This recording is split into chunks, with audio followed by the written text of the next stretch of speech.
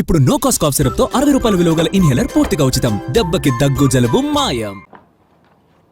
పొగాకు వ్యాపారి kidnap case నిందితులు ఆచూకీ తెలిపిన వారికి బహుమతి. నిందితుల ఆచూకీ తెలిపిన వారికి బహుమతి ఇస్తారట. ఎవరిది?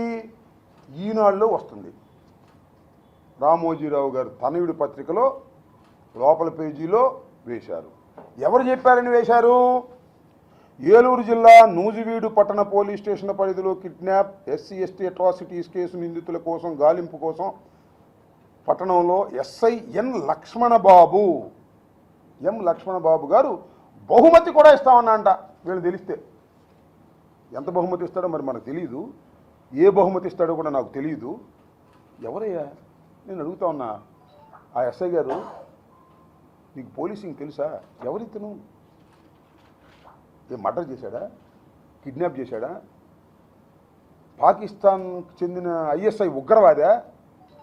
2 సార్లు శాసనసభకు వెళ్ళినటువంటి వ్యక్తి ముస్తఫా, మచ్చలేనటువంటి వ్యక్తి, ఏ రోజుని కూడా కేసులు పెట్టించుకోనటువంటి వ్యక్తి. అతను ఫోటోలు వేసి మీరు అవమానపరుస్తారా? దొరికితే బహుమతి ఇస్తామని. ఎక్కడికి వెళ్తున్నా రాష్ట్రం నాకు అర్థం కాలేదు. ఎస్ఐని అడుగుతా ఉన్నా, ఎవరు చెప్తే పెట్టావా నువ్వు ఇది? మీ సిఐ చెప్పాడా? మీ డిఎస్పీ చెప్పాడా? మీ ఎస్పీ చెప్పాడా? ఏంటిది? ఒక రాజకీయ నాయకుడు 10 సంవత్సరాలు శాసనసభ్యుడిగా చేశాడు, ఇవాళ పెన్షన్ తీసుకుంటున్నాడు, వ్యాపారం చేసుకునేటటువంటి వ్యక్తి పారిపోతాడా? దేశం పారిపోతాడే? 1000 కోట్ల ఆస్తులు ఉన్నాయి, 100 కోట్ల ఆస్తులు ఉన్నాయి అతనికి. ఇక్కడ తాడికొండలో కూడా ఉన్నాయి పొలాలు, కొన్ని వ్యాపారాలు ఉన్నాయి. వదిలిపెట్టి వెళ్ళిపోతాడా? సరే, ఏదో నాబోటి సంప్రదిస్తే యాంటిసిపేటరీ బెయిల్కి వెళ్ళాడు కావాలి, తప్పుకున్నాడు. పట్టుకుంటారు, పట్టుకోవాలి. దట్ ఈజ్ యువర్ కెపాసిటీ మీద ఆధారపడి ఉంటుంది. కానీ anticipatory bail is a right of the accused. యాంటిసిపేటరీకి వెళ్ళాడు, క్రాష్ కూడా వెళ్ళాం, మీ మీద కూడా వెళ్తాం. ఎవరైతే దురుసుగా ప్రవర్తించారో, మహిళలున్నంగా వెళ్ళి బిహేవ్ చేశారో వాళ్ళ మీద కూడా మీరు చట్ట ప్రకారం వెళ్ళండి, మాకేం తప్పలేదు. కేసు రిజిస్టర్ చేశారు, ఓకే. ఆ కేసులో ఉన్న ఇంగ్రీడియంట్స్ ప్రకారం కాకోకుండా ఎక్స్ట్రా రిజిస్టర్ చేశారు, కక్ష బట్టి, ఓకే. చట్ట ప్రకారం తేల్చుకోవడానికి మేము సిద్ధంగా ఉంటే హెరాస్మెంటా? ఆమె దగ్గరికి వచ్చి ఆమెను అరెస్ట్ చేస్తారు, కుటుంబ సభ్యులను అరెస్ట్ చేస్తారు, రాష్ట్రంలో ఆయన బంధువులు ఎక్కువ ఉంటే అక్కడికి వెళ్ళి అరెస్ట్ చేస్తారు. మీరు తీసుకురాకపోతే మిమ్మల్ని కేసులో పెడతామంటారు. What is this? ఏంది ఇది? ఏం కొంపంటుకు పోయే కేసు? నాకు అర్థం కాల. ఒక వ్యాపార లావాదేవీల్లో జరిగినటువంటి సంఘటన, మరోసారి చెప్తున్నా, ఇది వ్యాపార లావాదేవీల్లో జరిగినటువంటి ఒక సంఘటనని, అది ముస్తఫా కాబట్టి, వాళ్ళ అమ్మాయి వైఎస్ఆర్ కాంగ్రెస్ పార్టీలో పనిచేస్తుంది కాబట్టి, మొన్న నిలబడి ఓడిపోయింది కాబట్టి, నూరీ ఫాతిమా ఈ టౌన్కి అధ్యక్షురాలుగా ఉంది కాబట్టి, పార్టీలో యాక్టివ్గా ఉంది కాబట్టి, తెలుగుదేశం ప్రభుత్వాన్ని విమర్శిస్తుంది కాబట్టి ఇంత కష్టపడతారండి. నాకు అర్థం కాలేదు. ఎక్కడ పోతారు మీరు? ఇది పాపం కాదా? ఏదైనా అంటే పాపం ముస్తఫా నాకు బాగా తెలుసు. ఏదైనా మేము దురుసుగా అన్నిటికీ అల్లా ఉన్నాడు సార్, వద్దు సార్ అనేవాడు. ఇవాళ కూడా అదే ధోరణిలో ఉన్నాడు అతను. ఒక వీడియో కూడా రిలీజ్ చేశాడు, మీరు చూశారు లేదో. ఎక్కడ రాజకీయాలు మాట్లాడాలా, అన్నిటికీ భగవంతుడే ఉన్నాడనేటువంటి పద్ధతుల్లో మాట్లాడాడు. ఆయన అత్తబెట్టి మళ్ళీ వాళ్ళ అబ్బాయి గురించి రాస్తాడు ఈనాడులోనే. ఈనాడుకి ఏం పోయే కాలం వచ్చింది? నాడు అహంకారం, నేడు అపహరణ పర్వం. ఇప్పుడంతా ఇప్పుడు గంజాయి వాటిల్లో వాళ్ళ అబ్బాయి బషీర్ దొరికాడు అంటాడు. ఒట్టిదే. మళ్ళీ ఆయనే రాస్తాడు, అప్పుడు తెలుగుదేశం పార్టీ అధికారంలో లేదు కాబట్టి, ముస్తఫా అధికారంలో ఉన్నాడు కాబట్టి, ముస్తఫా అధికారాన్ని ఉపయోగించి వాళ్ళ అబ్బాయిని ముద్దాయి కాకుండా తప్పించాడు, అతను నేరం చేశాడు, ఇతను రాస్తాడు. ఏమన్యాయం ఇది నాకు? ఆ రోజు కేసులు లేవు అంటే ఒక కథ చెప్తున్నాడు. ఏంటి? ఆయన ఎక్కడో ఏదో తీసుకొచ్చాడు, హెరాయిన్ పట్టుకున్నారు. పట్టుకుంటే ముస్తఫా పవర్లో ఉన్నాడు కాబట్టి కేసులో లేకోకుండా తప్పించడానికి ప్రయత్నం చేశారు. కింద పోలీసులు ఒప్పుకోలేదు, పై పోలీసు అధికారులు చెప్పించాడు, తప్పు అంటే కేసు లేదు, ఈ రాస్తాడు. అంటే ఈ రకంగా ఒక మోడస్ ఆపరండి. అంటే ఏంటంటే, మీకు చాలాసార్లు చంద్రబాబు నాయుడు గారు మోడస్ ఆపరండి ముందు పేపర్లో రాస్తాడు. పెద్ద వీళ్ళు వ్యాపారంలో పెద్ద దొంగలను, లేకపోతే హెరాయిన్ పెడతారనో, లేకపోతే ఇంకోటి చేస్తారనో, వీళ్ళు క్రిమినల్స్ అనో ముందు రాయటం, తర్వాత కేసు పెట్టడం, తర్వాత డబ్బా కొట్టడం. ఇది ధర్మం కాదు. నిన్న కూడా ఈ 7 అపార్ట్మెంట్లు ఎతకటం కానీ, ఆ తర్వాత వచ్చి ఇంకోటి చేయటం కానీ ఇదిగో హెరాయినో లేకపోతే గంజాయో పెట్టి వాళ్ళని ఇబ్బంది పెట్టాలి, కేసుని పెద్ద చేయాలని కుట్రపూరితంగా వ్యవహరించడం అధర్మమని మాత్రం ఈ సందర్భంగా చెప్పదలుచుకున్నాను.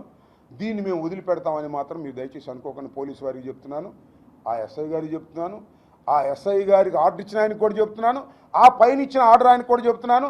జేబు దొంగల్లాగా మీరు మాజీ శాసనసభ్యుడిని, ముస్లిం మైనారిటీకి చెందినటువంటి మచ్చలేని నాయకుడిని, ఒక అమాయకుడిని, నిజంగా చెప్పాలంటే అతను చాలా అమాయకంగా ఉండేటటువంటి వ్యక్తి తప్ప ఎక్కడ ఘర్షణలకు పోయేటటువంటి వ్యక్తి కాదే కాదు, మీ అందరికీ తెలుసు.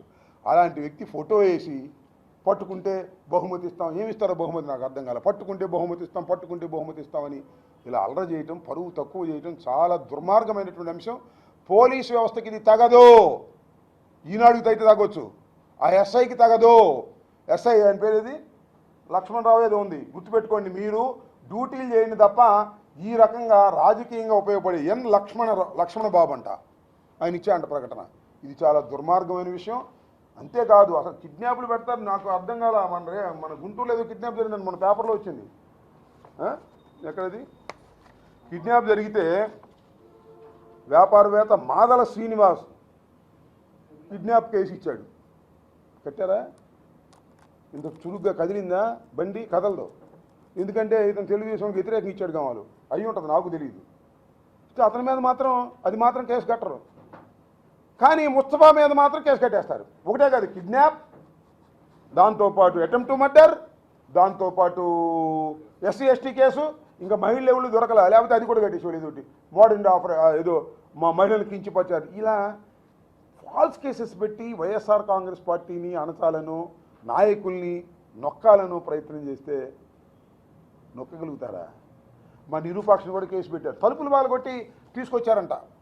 ఇంట్లో ఉంటే తలుపులు పగలగొట్టి పోలీసులు వెళ్ళి తలుపులు పగలగొట్టేశారు. సీసీ ఫుటేజ్ మొత్తం పగలగొట్టేశారు. ఎవరు? పోలీసులు. మా ఇంటికాడ పగలగొట్టినట్టు తెలుగుదేశం గుండాలు కాదు, పోలీసులే పగలగొట్టేశారు. సీసీ కెమెరాలు మొత్తం పగలగొట్టేశారు, తీసేసుకున్నారు. తలుపులు పగలగొట్టారు. నిరూపాక్ష ఎమ్మెల్యే, అతను మాజీ ఎమ్మెల్యే కూడా కాదు, ఎమ్మెల్యే ఇంట్లోకి వెళ్ళి ఎమ్మెల్యేని బలవంతంగా తీసుకొని పోలీస్ స్టేషన్కి తీసుకెళ్ళి లేని పోని కేసులు పెట్టేశారు. అన్నీ పెట్టేసి బెయిల్ రాకోకుండా ఉండే సెక్షన్లన్నీ వేసుకుని కోర్టులో ప్రొడ్యూస్ చేశారు. వీ విల్ టేకప్ దట్, మేము చూసుకుంటాం దాని సంగతి ఏంటో. ఇది ధర్మమేనా? పోలీసు వారు తలుపులు పగలగొట్టి వెతకటం, ఇక్కడేమో ఇంట్లోకి చొరబడి పర్మిషన్ లేకోకుండా ముస్లిం మైనారిటీస్కి చెందినటువంటి ఇల్లును రాత్రి 10 గంటలకి 8 గంటలకి ఎతకటం, అక్కడేమో సీసీ ఫుటేజ్ మొత్తాన్ని తీసుకుపోవటం, ఇక్కడేమో నారాయణ స్వామి అని అతను నెక్స్ట్ రోజు వచ్చి ఆ సీసీ ఫుటేజ్ మొత్తాన్ని తీసుకుపోవటం. అంటే నేరస్తులు ఎవరు? ఇక్కడ పోలీసులే నేరస్తులు అవుతున్నారు. పోలీసులే చట్టాన్ని ధిక్కరిస్తున్నారు. పోలీసులే తలుపులు పగలగొడుతున్నారు. ఇంక మీరేం కాపాడతారో నాకు అర్థం కాలేదు. చాలా అధర్మంగా బిహేవ్ చేస్తున్నారు. ఇప్పుడు ఇదే ప్రభుత్వాలు ఉండవు. ఒకటి. రెండవది అయ్యుంది న్యాయస్థానం. న్యాయస్థానంలో మిమ్మల్ని నిలబెట్టేటటువంటి పరిస్థితులు వస్తాయి, గుర్తుపెట్టుకోండి. కాస్త జాగ్రత్తగా ఉండండి. కాకి బట్టలు వేసుకున్నంత మాత్రాన మీరు రౌడీలుగా వ్యవహరిస్తే కుదరదు. మీరు చట్టబద్ధంగా యాక్ట్ చేయాల్సిన వాళ్ళు, చట్ట పరిధిలో పనిచేయవలసిన వాళ్ళు తప్ప మీకు లాఠీ గన్ను ఇచ్చారని కొట్టడం కాల్చడం కుదరదు. అది తెలుసుకొని ప్రవర్తించవలసిందిగా పోలీస్ డిపార్ట్మెంట్ ఇలాంటి ప్రకటనలు ఇచ్చి అవమానపరిచేటటువంటి కార్యక్రమాలు చేస్తున్నందుకు మీరు ప్రతిఫలం అనుభవించక తప్పదు. దీని మీద కూడా కోర్టుకు వెళ్తాం, అన్నిటి మీద కోర్టుకు వెళ్తాం, న్యాయస్థానంలో తేల్చుకుంటాం. ఇది మా పార్టీ యొక్క అభిప్రాయం.